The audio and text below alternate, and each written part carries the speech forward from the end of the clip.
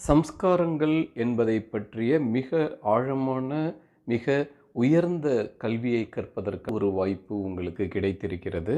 அதாவது சம்ஸ்காரங்கள் என்றால் என்ன? கரம் என்றால் செய்வது, காரம் என்றால் செய்ய வைப்பது, என்றால் மிகச்சிறந்த.